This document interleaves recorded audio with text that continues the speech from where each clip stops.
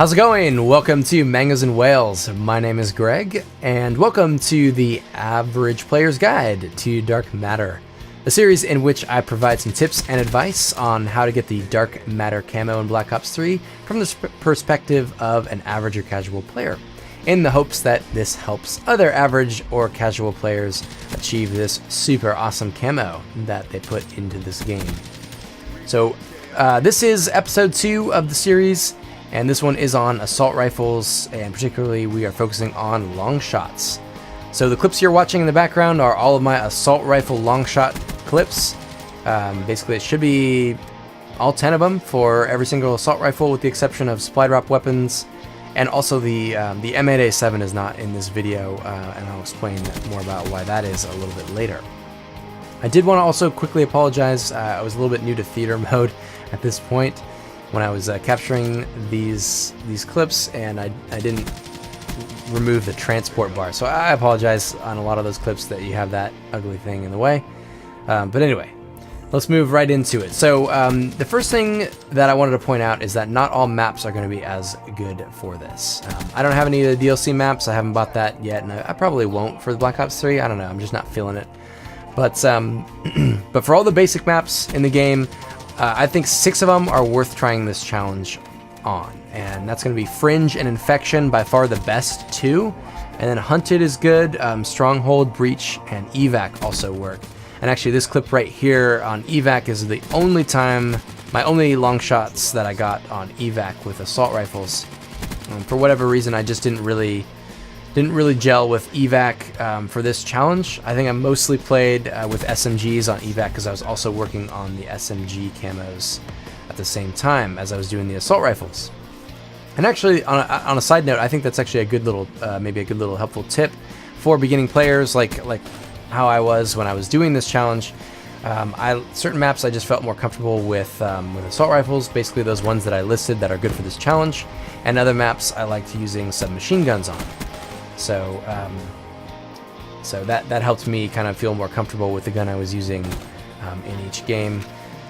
Once you get more comfortable with the game, you can definitely use any gun on any map, and I like that about Black Ops 2 or 3, whatever one we're playing now.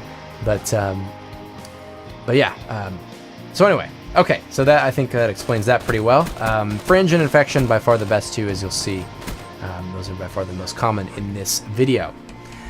At the same time as you're working on the long shots for each assault rifle, you can also be working on your 50 kills with 6 attachments on each gun. I think that's a great pairing of challenges to do at the same time, because perks aren't really going to help that much for getting long shots. Sure, they help you a little bit if somebody's sneaking up behind you, but in fact, just actually getting the long shot, they don't help much.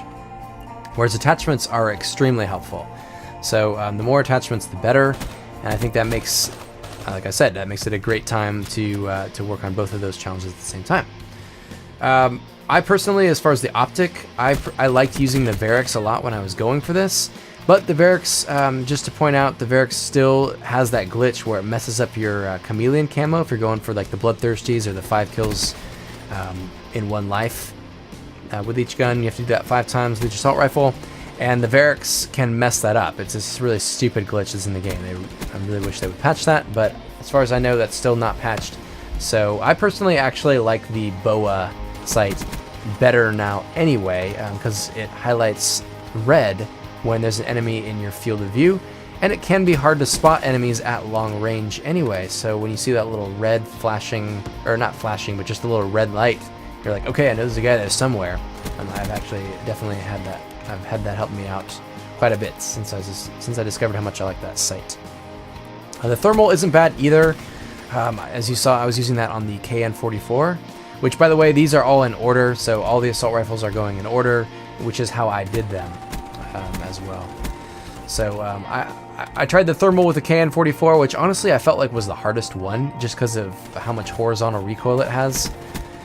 So the thermal was helpful, but ultimately I felt it was a little bit less friendly to use just in general, just to play with. Enemies can quickly hop out of your field of view with the thermal sight, so yeah, it does have its downside there as well. The foregrip is always great for getting kills at long range, but it isn't necessary on all the assault rifles. Especially the Shiva, I would honestly consider that to be a waste of an attachment slot, or waste of something. You could put something else on your class. You really don't need grip on the Shiva. You're not going to need it on the M8A7 either. That's a very accurate gun, and I think you can get by without it on the XR2 as well, and you'll have very few troubles without the grip with the XR2. It's also very accurate. I think they've actually buffed its accuracy since I did this, so I think grip is not super needed on that gun either. But for all the rest of them, I highly recommend grip. Basically all the fully auto assault rifles, including the ICR. It is very accurate for a fully auto assault rifle, but at long range it will kick a little bit, so grip can definitely help with that one. Now, you probably will have used high caliber, the high caliber attachment, to get your headshots done, because you do need 100 headshots with all the assault rifles before you can even start attempting these long shots. And high caliber is very helpful for that.